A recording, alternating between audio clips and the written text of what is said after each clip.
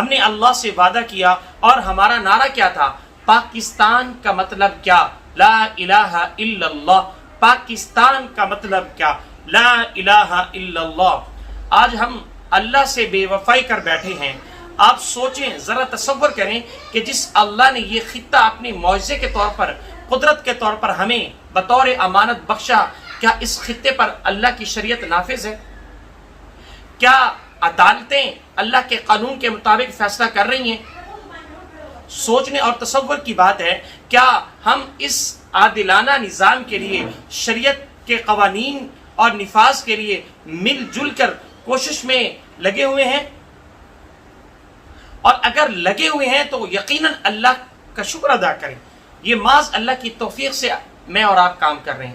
اور اگر نہیں تو میری اور آپ کی ذمہ داری ہے اس میں ہم اپنا حصہ ڈالیں، جو اللہ نے مجھے اور آپ کو استطاعت دی ہے، اور اس میں حصہ ڈالیں تاکہ کل اللہ کے سامنے ہم سب شرمندگی سے بچ جائیں۔ اعوذ باللہ من الشیطان الرجیم، بسم اللہ الرحمن الرحیم۔ الیہ یرد علم الساعة وما تخرج من ثمرات من اکمامها وما تحمل من انثى ولا تضع الا بعلمه ويوم يناديهم أين شركائي قالوا آذانا كما منا من شهيد۔ صدق الله العظيم۔ رب اشرح لي صدري ويسر لي أمري واحلل عقدة من لساني يفقهوا قولي۔ اللهم صل وسلم على نبينا وحبيبنا محمد۔ السلام علیکم ورحمۃ اللہ وبرکاتہ۔ اللہ سبحانہ و تعالیٰ کی توفیق سے خلاصہ مضامین قرآن میں پارہ نمبر 25 کا آغاز کرنے جا رہے ہیں۔ اس سے پہلی والی نشست میں خلاصہ مضامین قرآن کے اعتبار سے پارہ نمبر 24 ہم نے سیکھا تھا۔ سورۃ الشورى ہے اور رکوع نمبر 6 ہے، جس کے مضمون میں آگاہ کیا گیا کہ قیامت کا علم صرف اللہ ہی کے پاس ہے، اسے ہر شے کا علم ہے، یہاں تک کہ وہ جانتا ہے کہ کس خوشہ سے کیسا پھل نکلے گا اور کوئی مادہ کیا جنم دینے والی ہے۔ روز قیامت اللہ سبحانہ و تعالی مشرکین سے پوچھے گا، کہاں ہیں وہ ہستیاں جنہیں تم نے میرا شریک قرار دیا تھا؟ مشرکین اپنے شرک کے جرم کا انکار کریں گے اور ان کا کوئی خود ساختہ معبود ان کی مدد کو نہیں آئے گا۔ اکثر انسان نعمت ملنے پر اتراتے ہیں اور تکلیف آنے پر انتہائی مایوس اور نا امید ہو جاتے ہیں۔ اسی طریقے سے اللہ سبحانہ و تعالی نے اپنی نعمتوں پر شکر کرنے والے اور اگر کوئی آزمائش آ ہی جائے تو اس پر صبر کرنے والے کو ہم سب میں شامل حال فرمائے، آمین۔ ان قریب اللہ سبحانہ و تعالیٰ کائنات اور خود انسان کے وجود میں لوگوں کو ایسے نشانیاں دکھائے گا جو قرآن کی دی ہوئی خبروں کے عین مطابق ہوگی۔ تب لوگ پر واضح ہو جائے گا کہ قرآن کریم کی ہر بات کیا ہے؟ سچی ہے۔ کائنات کی ہر شے کا خالق اللہ ہے اور اللہ ہی کے حکم سے کام کر رہی ہے۔ جبکہ قرآن اللہ کا کلام ہے، ان دونوں میں تضاد ناممکن ہے۔ مزید اس کے بعد سورۃ الشورى کا آغاز ہے اور جس میں خبردار کیا گیا کہ جب اللہ کے ساتھ کسی کو شریک کیا جاتا ہے تو آسمان غضبناک ہو کر جوش سے پھٹ پڑنے کے قریب ہوتا ہے۔ یہ فرشتے ہیں جن کے اہل زمین کے لیے دعائے مغفرت ایسا نہیں ہونے دیتی۔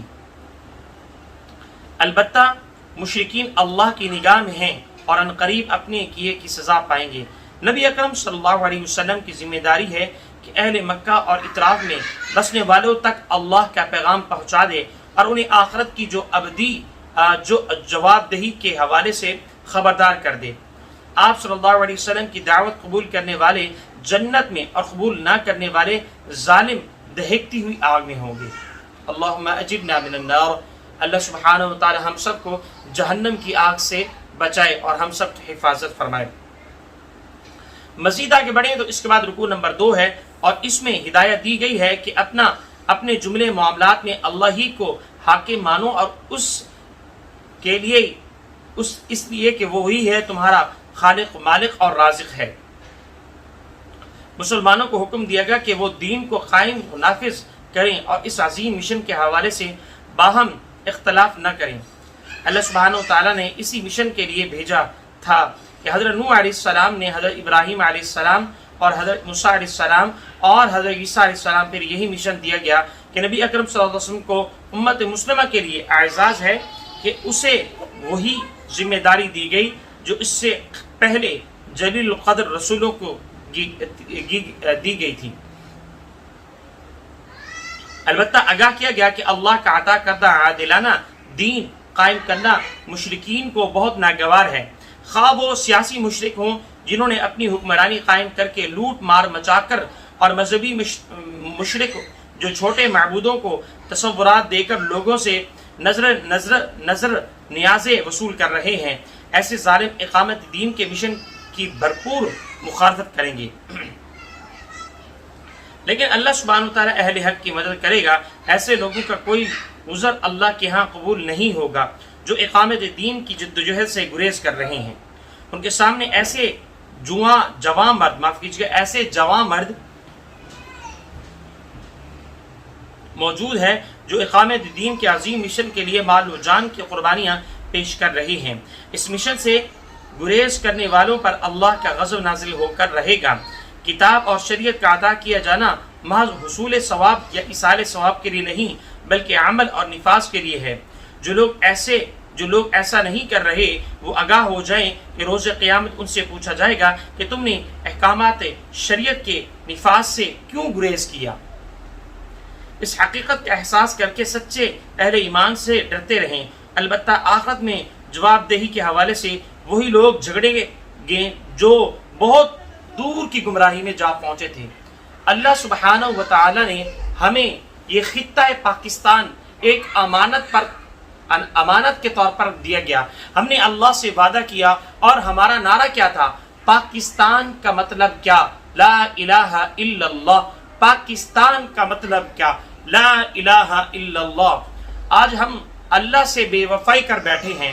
آپ سوچیں، ذرا تصور کریں کہ جس اللہ نے یہ خطہ اپنی معجزے کے طور پر، قدرت کے طور پر ہمیں بطور امانت بخشا، کیا اس خطے پر اللہ کی شریعت نافذ ہے؟ کیا عدالتیں اللہ کے قانون کے مطابق فیصلہ کر رہی ہیں؟ سوچنے اور تصور کی بات ہے، کیا ہم اس عادلانہ نظام کے لیے، شریعت کے قوانین اور نفاذ کے لیے مل جل کر کوشش میں لگے ہوئے ہیں؟ اور اگر لگے ہوئے ہیں تو یقیناً اللہ کا شکر ادا کریں، یہ محض اللہ کی توفیق سے میں اور آپ کام کر رہے ہیں۔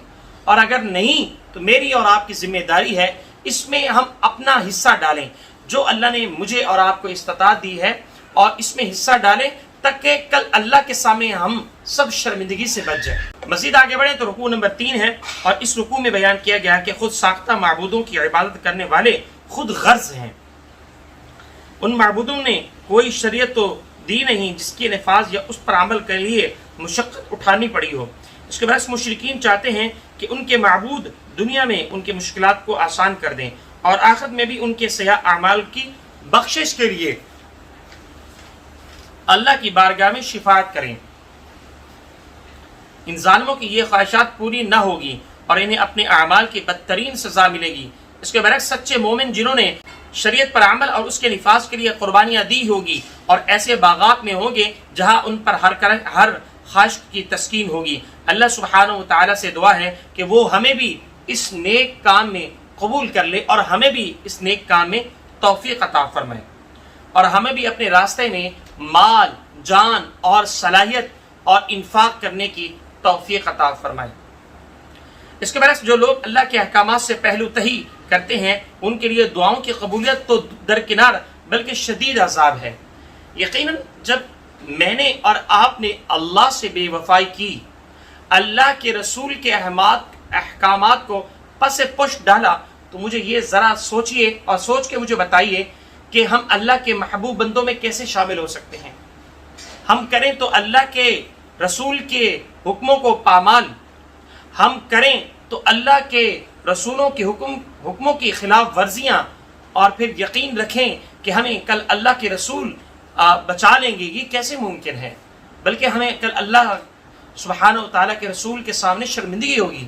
اس کے بعد رکوع نمبر 4 کا آغاز ہے، جس میں اقامت دین کی جد و جہد کرنے والوں کے اوصاف بیان کیے گئے ہیں، اور وہ دنیا کی عارضی اور کم تر نعمتوں کے مقابلے میں آخرت کی دائمی اور برتر نعمتوں کو ترجیح دیتے ہیں، اور اپنے اسباب کی قلت سے مایوس نہیں ہوتے، باطل کی قوت و کثرت سے وسائل سے مرعوب نہیں ہوتے، ان کا مکمل بھروسہ اللہ پر ہوتا ہے، وہ بڑے بڑے گناہوں اور بے حیائی کی باتوں سے اجتناب کرتے ہیں، اور وہ غصے سے اور یا جذبات کی شدت سے کوئی اقدام نہیں کرتے، بلکہ ان کی کیفیات میں مخالفین سے درگزر کرتے ہیں، اور اپنے رب کا ہر حکم پر لبیک کہتے ہیں، اور اس کی فرما برداری میں جان و مال کی بازی لگا دیتے ہیں، اور اللہ سے لو لگانے اور مدد حاصل کرنے کے لیے نماز قائم کرتے ہیں، اور باہمی معاملات میں مشوروں کے ذریعے طے کرتے ہیں، اور اللہ کی خوشنودی کے حصول اور نفوس کے تزکیہ کے لیے اللہ کے دیے ہوئے مال سے خرچ کرتے ہیں۔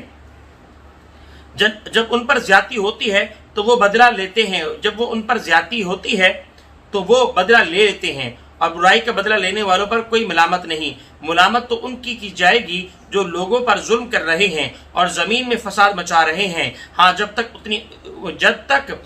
اتنی قوت نہیں ہے کہ ظالموں سے ان کی برائی کا بدلہ لیا جا سکے تو ایسے میں انہیں معاف کر دینا ہی باعث و اجر و ثواب ہے، اور بالشبہ یہ بہت ہی ہمت کا کام ہے۔ مزید آگے بڑھیں تو اس کے بعد رکوع نمبر 5 ہے، اور جس میں للکارنے کے اسلوب میں دعوت دی گئی ہے، اللہ کی پکار پر لبیک کہو۔ اس سورہ مبارکہ میں اللہ کی ایک ہی پکار سامنے آئی، یعنی اللہ کے دین کو غالب کرنے کے لیے جد و جہد کرو، ایسا نہ ہو کہ تم تاخیر کرتے رہو اور موت تا قیامت کا دن آ جائے، ایک دنبا لایا جائے گا، پھر اس کے بعد اس وقت انسان کی کوئی پناہ گاہ نہ ہوگی اور نہ ہی اس کا کوئی عذر قابل قبول ہوگا۔ اللہ ہمیں موت کا دن آنے سے پہلے اپنے حکم پر لبیک کہنے کی توفیق عطا فرمائے۔ اس کے بعد مزید آگے بڑھیں تو سورۃ الزخرف کا آغاز ہے، جس کے پہلے رکوع میں ہی بیان کیا گیا کہ سرکش قوموں نے ہر دور میں انبیاء کا مذاق اڑایا، اور وہ قومیں قوت اور وسائل میں مشرکین مکہ سے کہیں زیادہ آگے تھی، لیکن اللہ سبحانہ و تعالیٰ نے انہیں تباہ و برباد کر دیا۔ مشرکین مکہ بھی اگر باز نہ آئے تو ایسا ہی انجام سے دوچار ہوں گے۔ کاش وہ اپنے خالق کے احسانات پر غور کریں، اس نے زمین کو آسمان کے لیے بچھونا بنایا، اور اسی طریقے سے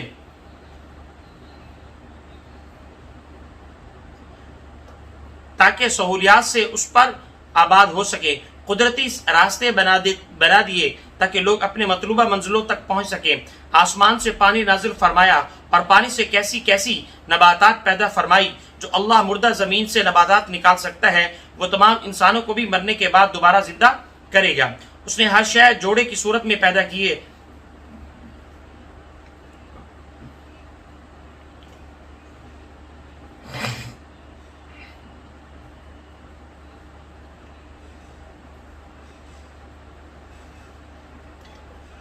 اس نے ہر شے جوڑے کی صورت میں پیدا کی، جیسے سمندر کی سواری کی کشتیاں ہیں اور خشکی کی سواری پہ بڑے بڑے جانور سواری پر سوار ہو کر ہمیں اللہ کا شکر ادا کرنا چاہیے، اور یہ بات ذہن میں رکھنی چاہیے کہ ایک سفر تو ہم سواری پر کر رہے ہیں اور ہمارا ایک اور سفر بھی جاری ہے، یہ سفر زندگی کا جو ہمیں موت اور آخرت اللہ کے سامنے حاضری کی طرف لے جا رہا ہے۔ اللہ سبحانہ و تعالیٰ روز آخرت میں ہمیں ہر قسم کی رسوائی سے محفوظ فرمائے، آمین۔ بعد مزید آگے بڑھیں تو رکوع نمبر 2 ہے، جس میں بتایا گیا کہ مشرکین کہتے ہیں اگر اللہ چاہتا تو میں شرک سے رک جاتا، یعنی مجھے اللہ شرک کروا رہا ہے، معاذ اللہ۔ حقیقت یہ ہے کہ اللہ نے دنیا میں انسانوں کو اختیار دیا ہے، انسان اگر گمراہی کا راستہ اختیار کرتا ہے تو اس کا اذن بھی اللہ ہی دیتا ہے، یعنی جو اگر آپ برائی کر رہے ہیں تو وہ اللہ کی اجازت سے کر رہے ہیں۔ مزید آگے دیکھیں، لیکن اس نے بتا دیا کہ یہ راستہ اللہ کو ناراض کرنے والا ہے۔ اس کے برعکس اگر انسان نیکی کرتا ہے تو اللہ ہی اس کی توفیق دیتا ہے اور اس پر خوش ہوتا ہے۔ اور مشرکین یہاں یہ 2 باتیں نوٹ کر لیں، جب انسان کوئی برائی کرتا ہے تو کہتا ہے کہ دیکھو اللہ نے مجھے اجازت دی ہے تو میں برائی کر رہا ہوں۔ اگر کسی کی سوچ یہ ہو کہ میں برائی کر رہا ہوں تو اللہ کی اجازت سے کر رہا ہوں، یقیناً یہ صحیح بات ہے، لیکن یاد رہے کہ اللہ نے یہ بتایا ہے سورۃ الشمس کی آیت نمبر 8 میں، فَأَلْهَمَهَا فُجُورَهَا وَتَقْوَاهَا، میں نے انسان کو بتا دیا، الہام کر دیا کہ اچھی بات اور بری بات کے حوالے سے۔ اب انسان اگر برا کام کر رہے تو وہ اللہ کی اجازت ہے، اللہ کی رضا نہیں ہے، اللہ کی خوشنودی نہیں ہے، یہ بات نوٹ کر لیں۔ لیکن اگر اللہ کی رضا کی خاطر اگر وہ نیکی کرتا ہے تو اللہ اس پہ خوش بھی ہوتا ہے اور اللہ کی اس میں رضا بھی شامل ہوتی ہے۔ تو یہ دونوں باتیں الگ الگ ہیں، یہ نوٹ کر لینا انتہائی ضروری ہے۔ مزید آگے بڑھے تو مشرکین شرک کے لیے دلیل دیتے رہے کہ ہم تو باپ دادا کی پیروی کر رہے ہیں، کسی بھی فعل کے حق ہونے کے لیے دلیل اللہ کی عطا کردہ تعلیمات ہے، نہ کہ باپ دادا کی پیروی۔ یقیناً بات ہے کہ جو صحیح بات ہے وہی آپ مانیں گے نا، یعنی میرے ماں باپ ایسے کرتے رہے ہیں لہٰذا میں بھی ایسا کروں گا، تو یہ کوئی دلیل تو نہیں ہے نا۔ ممکن ہے ان تک وہ دین کی بات نہ پہنچی ہو جو ہم تک پہنچی ہے، علم کی کمی ہو، یہ بات بھی ممکن ہے، جیسے آج کل اس جو ہے معاشرے میں ہی ہو رہا ہے، ہمارے بڑے یہ کرتے آئے ہیں اور تم پتہ نہیں کہاں سے نئی بات گڑھ رہے ہو۔ تو بھائی سادہ اور سمپل سی بات ہے کہ ممکن ہے تمہارے باپ دادا یا ہمارے بڑے ان تک یہ دین کی بات نہ پہنچی ہو جو ہم تک پہنچی ہے اور ہم آگے پہنچا رہے ہیں، تو یہ بھی ممکن ہو صورت ہو سکتی ہے۔ مزید آگے بڑھیں تو اس کے بعد رکوع نمبر 3 ہے۔ رکوع نمبر 3 میں مشرکین مکہ کا یہ تنزیہ سوال نقل ہوا ہے کہ قرآن مکہ اور طائف کے کسی دولت مند انسان پر کیوں نازل نہیں کیا گیا؟ در حقیقت اللہ کی نگاہ میں اہمیت اور دولت کی نہیں، پاکیزہ کردار کی ہے۔ سبحان اللہ۔ دولت کی تقسیم کا نظام کاروبار دنیا چلانے کے لیے بنایا گیا ہے تاکہ مالدار لوگ تنگ دستوں کو معاوضہ دے کر ان سے کام لے سکیں۔ اگر سب لوگ معاشی اعتبار سے ایک ہی معیار پر ہوتے تو مشقت والے کام کون کرتا؟ البتہ آخرت میں کامیابی دولت سے نہیں پاکیزہ کردار سے ملے گی۔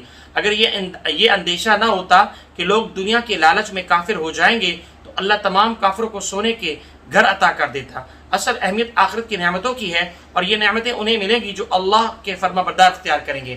میرے خیال میں یہ بات کلیئر ہو گئی ہوگی کہ دیکھیں دولت جو اللہ سبحانہ و تعالیٰ دیتا ہے وہ اس لیے نہیں دیتا کہ دولت جس کو دے رہا ہے اس سے اللہ راضی ہے، ایک بات۔ دوسری بات یہ ہے کہ جن کو دولت اللہ سبحانہ و تعالیٰ نہیں دیتا تو اس کا مطلب یہ نہیں کہ اللہ ان سے ناراض ہے۔ بات کلیئر ہے؟ یہ دو باتیں ہوگی۔ اب سمجھ لیں دولت جس کو ملتی ہے اور دولت جس کو نہیں ملتی، اس حوالے سے دو باتیں کلیئر کر لیں۔ دیکھیں اللہ سبحانہ و تعالیٰ نے دنیا کا نظام بھی تو چلانا تھا نا۔ اگر ہر انسان کو اللہ تعالیٰ دولت دے دیتا تو مشکل کام کون کرتا؟ جو مشقت کے کام ہے وہ کون کرتا؟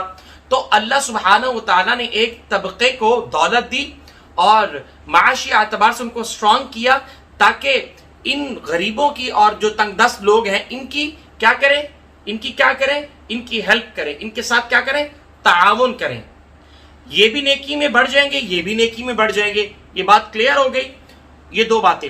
ایک اور بات سمجھ لیں، وہ یہ ہے کہ دیکھیں اگر یہ خوف نہ ہوتا کہ لوگ دین سے پھر جائیں گے دولت کی وجہ سے تو یقیناً اللہ سبحانہ و تعالیٰ کافروں کو محل دیتا سونے کے بنا کے۔ لیکن آج ہو رہا ہے لوگ دولت کی وجہ سے، رزق کی وجہ سے اپنا ایمان بھی چھوڑے ہیں۔ تو یہ خوف نہ ہوتا تو ممکن ہے اللہ تعالیٰ دولت کافروں کو اتنی دیتا کہ وہ سونے کے محل بناتے۔ میرے بہن بھائیوں دولت معیار نہیں کہ ہم سے اللہ راضی ہے، بلکہ کردار معیار ہے کہ ہم سے اللہ راضی ہے۔ میری بات امید ہے کلیئر ہو گئی ہوگی کہ دولت معیار نہیں کہ ہم سے اللہ راضی ہے، بلکہ کردار معیار ہے کہ ہم سے اللہ راضی ہے۔ میرا کردار اچھا ہے تو مجھے یقین ہے کہ میرا اللہ مجھ سے خوش ہوگا، اور اگر میرے پاس دولت ہے تو میں یہ نہیں کہہ سکتا میرا اللہ مجھ سے راضی ہے۔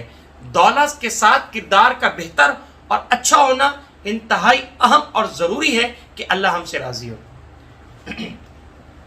مزید اس کے بعد آگے بڑھے تو رکوع نمبر 4 ہے۔ رکوع نمبر 4 میں خبردار کیا گیا کہ جو انسان اللہ کی یاد سے غافل ہوتا ہے تو اللہ اسے بطور سزا شیطان کو مسلط کر دیتا ہے۔ شیطان اس کا ساتھی بن کر اسے اللہ سے دور کر دیتا ہے۔ جب انسان روز قیامت اپنی غفلت کا انجام دیکھے گا تو انتہائی نادم ہوگا اور گمراہ کرنے والے شیطان سے دور بھاگنے کی کوشش کرے گا، لیکن اب اسے شیطان ہمراہ عذاب کا سامنا کرنا پڑے گا۔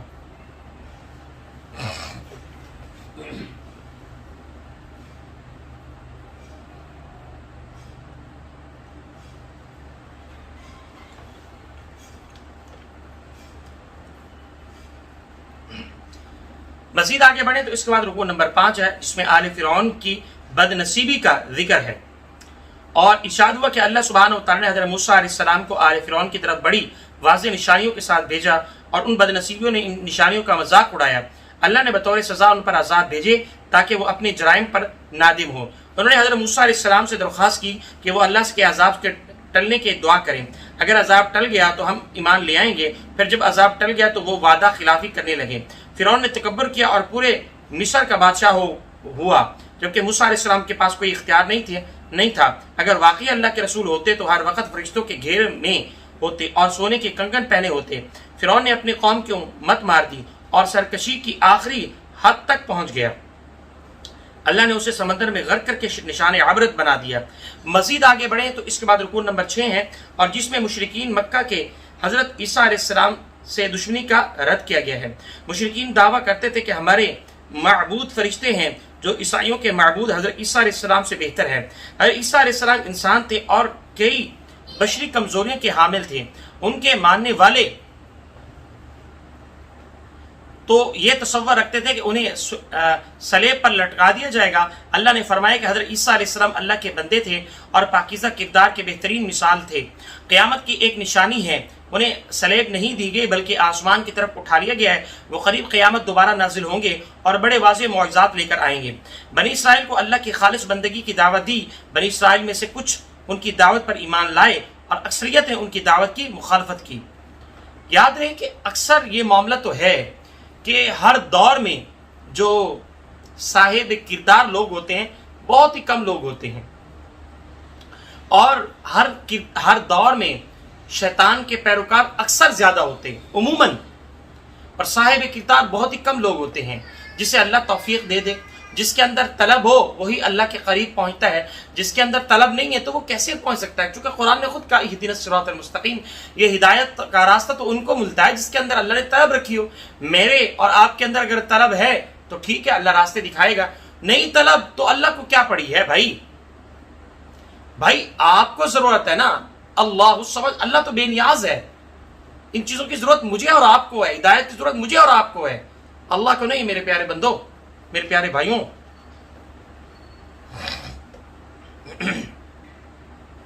بنی اسرائیل میں سے کچھ ان کی دعوت پر ایمان لائے اور اکثریت نے ان کی دعوت کی مخالفت کی، اور روز قیامت مخالفت کرنے والوں کو بدترین عذاب کا سامنا کرنا ہوگا۔ اس روز گرم جوش دوست بھی آپس میں ایک دوسرے کے دشمن ہوں گے، البتہ متقی اس روز بھی ایک دوسرے سے محبت کریں گے۔ مزید اس کے بعد آگے بڑھیں تو رکوع نمبر 7 ہے، جس میں مشرکین مکہ کی محرومی کے حوالے سے بات کی گئی ہے۔ فرمایا گیا روز قیامت اللہ کے فرما بردار اپنے اعمال کی وجہ سے ابدی نعمتوں میں حاصل کریں گے، ابدی نعمتوں میں حاصل ہوں گی ان کو، اور اس کے برعکس مجرم اپنی جرائم کے پاداش میں ہمیشہ ہمیشہ جہنم کی آگ میں جلیں گے۔ ان پر عذاب ذرا سا دیر کے لیے بھی نہیں رکے گا۔ مشرکین مکہ کہتے تھے کہ فرشتے اللہ کی بیٹیاں ہیں، اگر واقعی اللہ کی کوئی اولاد ہوتی تو اللہ سبحانہ و تعالیٰ سب سے پہلے اس کی بندگی اللہ کے رسول علیہ السلام کرتے۔ اللہ کی کوئی اولاد نہیں، وہی معبود حقیقی ہے، ہر شے پر اسی کی بادشاہت قائم ہے، اسی کی بارگاہ میں کسی کو اختیار نہیں وہ کسی کی سفارش کرے مگر اس کی اجازت سے۔ مشرکین مکہ کی بدنصیبی اور محرومی یہ تھی کہ وہ اللہ کی نازل کردہ تعلیمات اور اللہ کے بھیجے ہوئے رسول پر ایمان لانے کو تیار نہ تھے۔ نبی اکرم صلی اللہ علیہ وسلم نے بالآخر ان سے مایوس ہو کر اللہ کے سامنے فریاد کی، یہ لوگ ایمان نہیں لا رہے۔ اللہ نے جواب دیا کہ ان سے رخ پھیر لیجیے اور سلام کہہ کر ان سے جدائی اختیار کر لیجیے، ایمان نہ لانے کا انجام عنقریب دیکھ لیں گے۔ بھائی جو ایمان نہیں لائیں گے وہ خود سزا بھگتیں گے، سمپل سی بات ہے۔ میرے رسول، میرے نبی اور میرے نبی مکرم کا کام کیا ہے صلی اللہ علیہ وسلم، کہ پیغام کو دوسروں تک پہنچا دینا۔ میرا اور آپ کا بھی یہی مقصد ہے کہ اللہ کی تبلیغ، اللہ کے دین کو، اللہ کے اسلام کو دوسروں تک پہنچا دینا۔ میری اور آپ کی ذمہ داری مکمل، اب وہ بات مانے یا نہ مانے اس کا اور اس کے اللہ کا معاملہ۔ اس کے بعد سورۃ الدخان کا آغاز ہے جس میں مشرکین مکہ کی شبہات کا مؤثر رد ہے۔ بیان کیا گیا کہ قرآن حکیم لوح محفوظ سے دنیا آسمان پر ایک برکت والی رات میں نازل کیا گیا، اور اس کے نزول کا مقصد لوگوں کو آخرت کی جواب دہی سے خبردار کرنا ہے۔ مشرکین مکہ آخرت کی جواب دہی کے خبر کا مذاق اڑا رہے تھے، انہیں جھنجھوڑنے کے لیے اللہ سبحانہ و تعالیٰ نے ان پر قحط کا عذاب مسلط کر دیا۔ وہ فریاد کرنے لگے کہ ہم پر سے یہ عذاب ہٹا دیا جائے، اگر ایسا ہوا تو ہم ایمان لے آئیں گے۔ اللہ نے فرمایا کہ ان سے اگر عذاب دور کر دیا جائے تو تب بھی یہ ایمان نہیں لائیں گے۔ ایسا وعدہ خلافی ان سے پہلے آل فرعون نے بھی کی ہے۔ عنقریب وعدہ خلافی کرنے والوں سے انتقام لیا جائے گا اور انہیں روز قیامت ایک بڑے عذاب سے دوچار کر دیا جائے گا۔ مزید اس کے بعد رکوع نمبر 2 کا آغاز ہے جس میں مرنے کے بعد دوبارہ زندہ کرنے کا زندہ نہیں ہونا اس کا ذکر ہے۔ فرمایا گیا کہ ارشاد ہوا مشرکین مکہ بڑے تکبر کے ساتھ دعویٰ کرتے تھے کہ مرنے کے بعد دوبارہ زندہ نہیں کیا جائے گا۔ جواب دیا گیا کہ دنیا عمل کی جگہ ہے، مرنے کے بعد دوبارہ زندہ کیا جائے گا تاکہ ہر شخص اس کے عمل کا بدلہ دیا جائے۔ اس وقت کوئی دوست کسی دوست کے کام نہیں آ سکے گا اور نہ ہی اس سے کوئی مدد حاصل کر سکے گا۔ کامیاب وہی ہوگا جس پر اللہ کی رحمت نازل ہو۔ مزید اس کے بعد رکوع نمبر 3 ہے جس میں بتایا گیا کہ آخرت میں بڑا اور اچھا انجام کس کا ہوگا۔ اللہ سبحانہ و تعالیٰ کے نافرمانوں کو جہنم میں ملنے والے شدید عذاب کی تفصیل اور فرمانبرداروں کو جنت میں حاصل ہونے والے عظیم نعمتوں کا ذکر ہے۔ نبی اکرم صلی اللہ علیہ وسلم کو بشارت دی گئی کہ آپ صلی اللہ علیہ وسلم کی مبارک زبان سے اس قرآن کی تعلیمات کو سمجھنا لوگوں کے لیے آسان کر دیا ہے۔ جو نہیں سمجھ رہے وہ بدنصیب اور آخرت میں برے انجام کا انتظار کر رہے ہیں۔ اصل میں اللہ نے دنیا کو بڑا خوبصورت بنایا ہے، بڑی زینت بخشی ہے۔ کچھ لوگ شیطان کے شر سے، شیطان کے ورگلانے سے وہاں سے پھسل کر سیدھے دنیا کی خوبصورت اور زینت میں جا کر پھنستے ہیں، اور وہ ایسا اللہ نے اس کو مزین کیا ہے جو پھنس جائے جب تک اللہ کی توفیق نہ ہے وہ نکل نہیں سکتا، جب تک کہ اللہ ہدایت نہ دے۔ اللہ سبحانہ و تعالی ہم سب کو شیطان کے شر سے بچائے۔ اس کے بعد سورۃ الجاثیہ کا آغاز ہے جس میں کافروں پر اتمام حجت کا بیان ہے، اور فرمایا گیا کہ آیات آفاقی، آیات انفسی اور آیات قرآنیہ پر غور و فکر کی دعوت دی گئی ہے۔ ایسے بد نصیب کے لیے شدید وعید کا بیان ہے جو اللہ کی آیات سننے کے باوجود اپنے کفر پر اڑا رہے، یعنی ایسے بھی ہے جو اللہ کی آیات کو سمجھنے کے بعد ان پر اعتراضات کرتے ہیں اور ان کا مذاق اڑاتے ہیں۔ ایسے لوگوں کے لیے بہت بڑا دردناک عذاب اور ذلت والا عذاب ہے۔ ان کی کوئی نیکی بھی ان کے کام نہ آئے گی اور نہ ہی کسی کی سفارش انہیں فائدہ پہنچائے گی۔ مزید اس کے بعد رکوع نمبر 2 کا آغاز ہے جس میں تسخیر کائنات کی بشارت کے حوالے سے بیان کیا گیا ہے۔ فرمایا گیا کہ اللہ نے آسمان اور زمین کی ہر شے انسانوں کے لیے مسخر کر دی۔ یہی بشارت ہے جو جدید سائنسی ترقی کی بنیاد پر بن گئی۔ مسلمانوں نے غور و فکر کر کے مظاہر قدرت کو دریافت کیا، تسخیر کیا اور پھر ایجادات کے ذریعے ان سے فوائد حاصل کیے۔ البتہ رفتہ رفتہ ہم نے تحقیق جستجو کی یہ نعمت اہل مغرب کو منتقل کی اور خود غافل ہو گئے۔ اس رکوع میں مسلمانوں کو کافروں کے ظلم و ستم پر صبر کی تلقین بھی کی گئی، یعنی قریب روز جزا آنے والا ہے جس میں ہر انسان کو اس کے کیے کا بدلہ مل جائے گا۔ اللہ نے ماضی میں بنی اسرائیل کو چن لیا اور انہیں عادلانہ شریعت دی گئی اور کئی نعمتوں سے انہیں نوازا گیا۔ انہوں نے باہم ضد کی وجہ سے اختلاف کر کے تفرقہ پیدا کیا اور رسوا ہوئے۔ اب مسلمانوں کی آزمائش کا سلسلہ جاری ہے۔ ہماری خیر اسی میں ہے کہ شریعت پر عمل کریں اور اسے نافذ کریں اور خواہشات کی پیروی نہ کریں۔ شیطان دھوکہ دیتا ہے، اللہ بڑی وسیع رحمت والا ہے۔ یقینا اللہ بڑی وسیع رحمت والا ہے، یہ بات نہیں، وہ ہر انسان کو معاف فرمائے گا۔ کامیاب وہ ہوگا جو شریعت پر عمل کرے گا، جو ایسا نہیں کرے گا اللہ اسے سزا دے گا۔ یہ بات صحیح ہے، اللہ کی رحمت بہت وسیع ہے، لیکن یاد رہے کہ اللہ غیور بھی ہے، اللہ قہار بھی ہے، اللہ عادل بھی ہے۔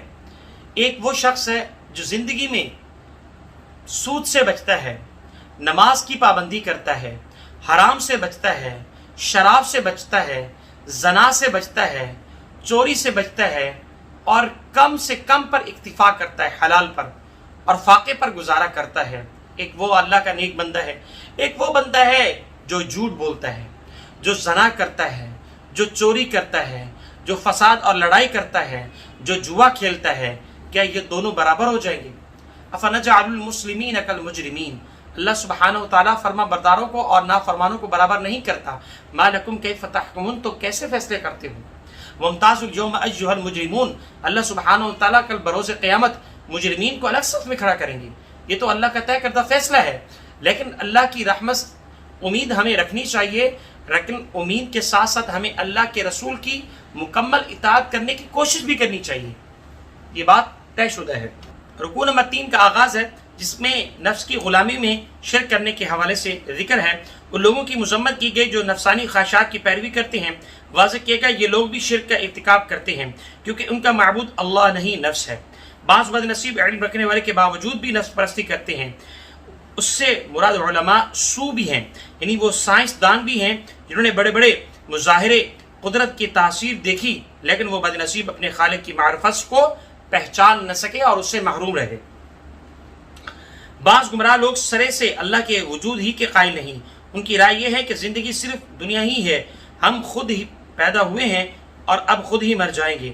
واضح کیے گئے تمہیں اللہ نے زندہ کیا اور زندہ رکھا ہوا ہے، تمہیں موت دے گا اور پھر دوبارہ زندہ کر کے ایک ایک عمل کا حساب تم سے لے گا، تم مانو یا نہ مانو یہ حقیقت ہے جو آپ کو بتائی جا رہی ہے۔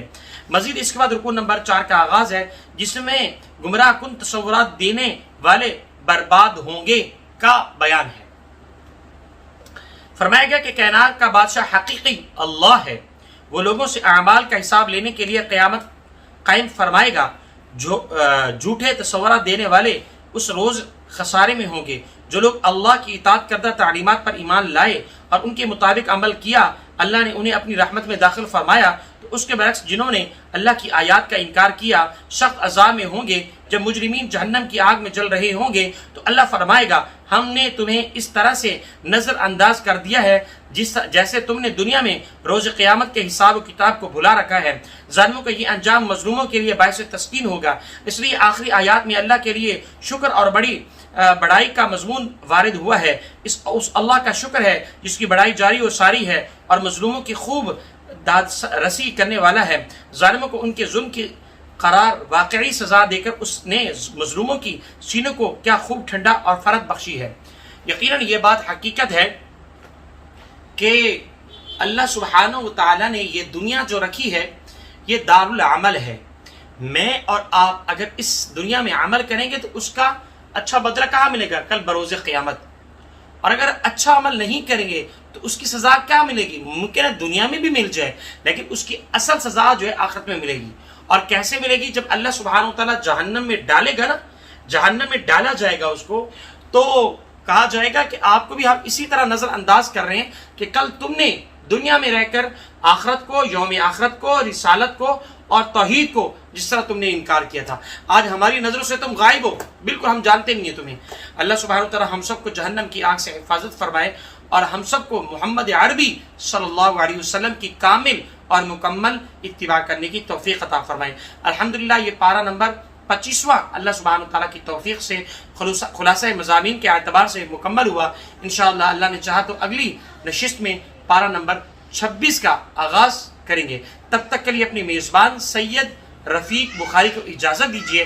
السلام علیکم ورحمۃ اللہ وبرکاتہ۔